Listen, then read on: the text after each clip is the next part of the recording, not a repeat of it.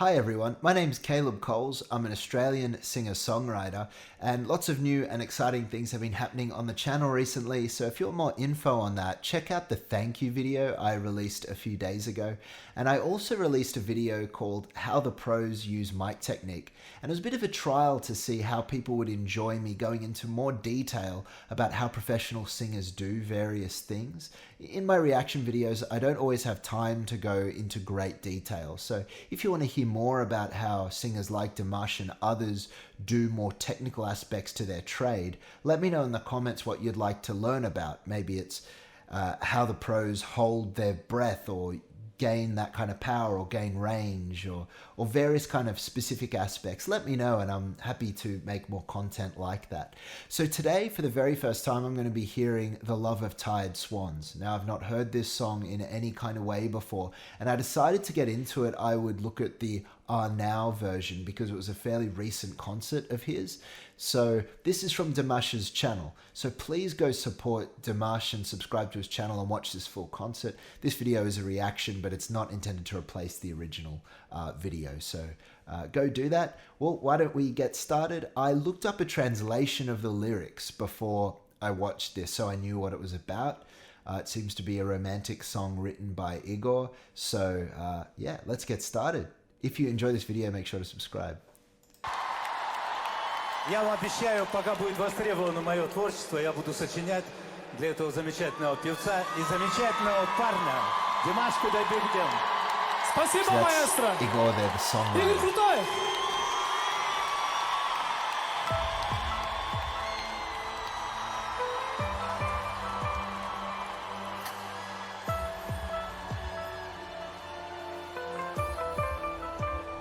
Посмотри мне в глаза, ты прости мне, я сожалею, я люблю тебя, жизнь моя, без тепла, я тобой болею. Yeah, so straight off the bat, he's in that low range that we know he's got such a beautiful texture in. And I love the way that the stage is arranged there. It's got like what's called a catwalk where it comes out from the stage and a little circular section. You've got the dancers. It's really important in a live performance to platform more than just the vocals so that people have not only something to look at, but something that helps tell the story. And it seems, from what I've seen so far, that this concert does that really well. Let's keep watching. Держать не смогли, мы устали, нам очень трудно, я совсем один, ты пойми, без любви ничего не нужно. Не могут жить в разлуке лебеди. Подожди, не спеши, не говори, что чувства позади. Нет назад пути. Не могут жить в разлуке лебеди. Подожди, не спеши. В разлуке боль сильней. Любовь мою согрей, любовь уставших лебедей. Мои дни без Yeah, I really love that melody in the chorus. That ba ba da da da da da da da. I think that's how it goes. And just a really beautiful melody. And you can see here there's a woman who's in a wheelchair who's obviously a really good wheelchair dancer. So if you have any more information about who she is, then let me know in the comments. But I feel like this is going to get really interesting. Let's keep watching. души я скучаю. He's up the octave now. Очень сложно, мы еще близки.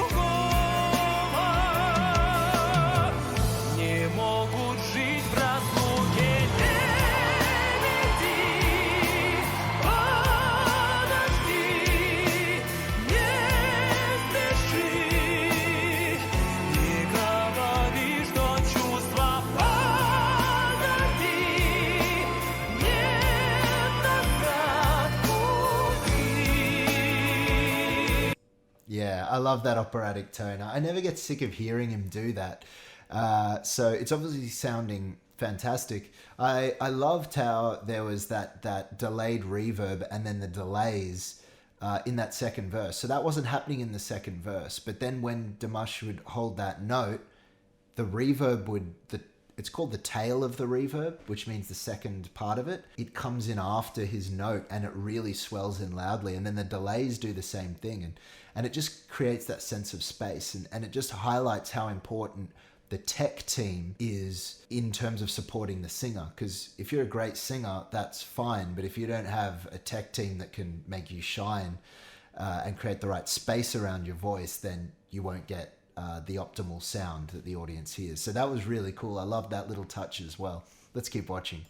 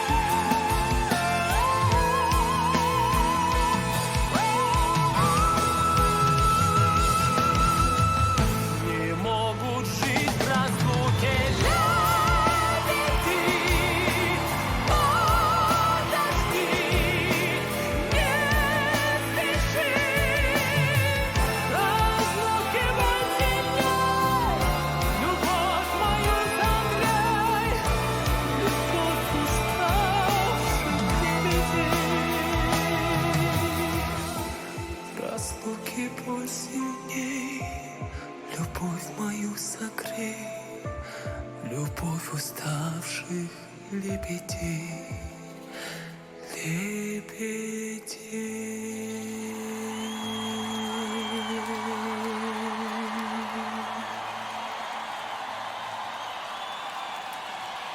Yeah, that was a really fantastic performance. I mean, the pitch was absolutely spot on, and the effects and the production is really good too.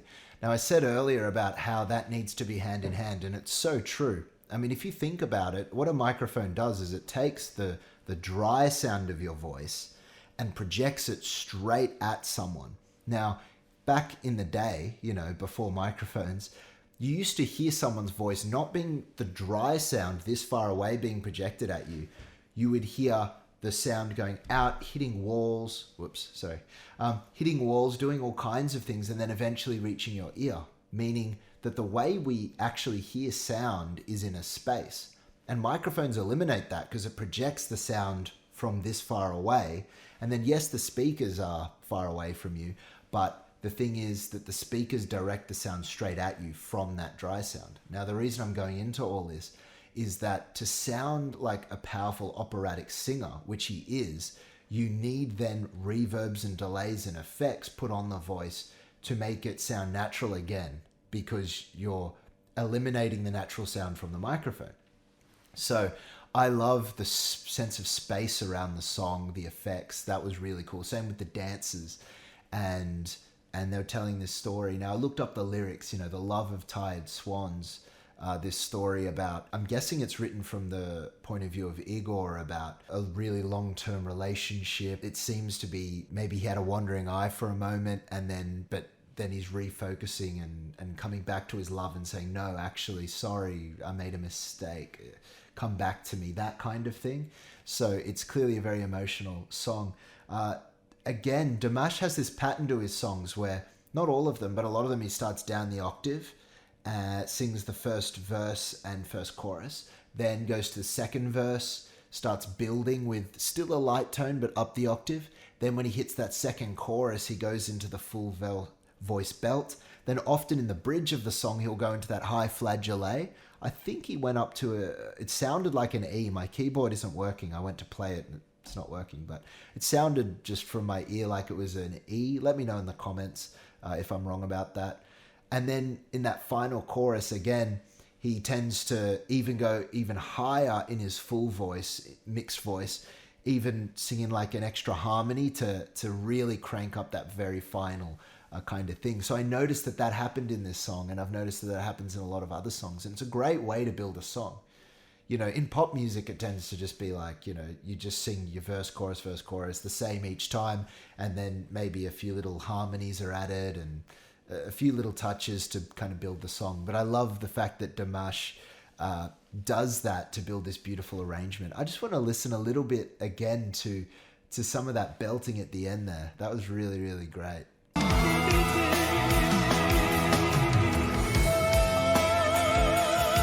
I love the way he does that. So he's been singing in this na na na na na na na na na. So he's all doing that kind of singing, and then ba ba ba ba. Then he goes to the pop singing, and it just shows that he can switch from an operatic technique to that pop technique so easily. And then he goes into this high flageolet section here, which was... Yeah, I really like this song. I want to listen to the original, just absorb the melody a bit more. I really do love the melody of the chorus. It's got this kind of nostalgic, haunting flavor to it, which is, I guess, the point, you know, the love of tied swans, this long-term relationship. It's got this heartfelt, nostalgic sense to it, but this desperate kind of tone to it as well. It's kind of remember the past, but don't leave. Let's start again.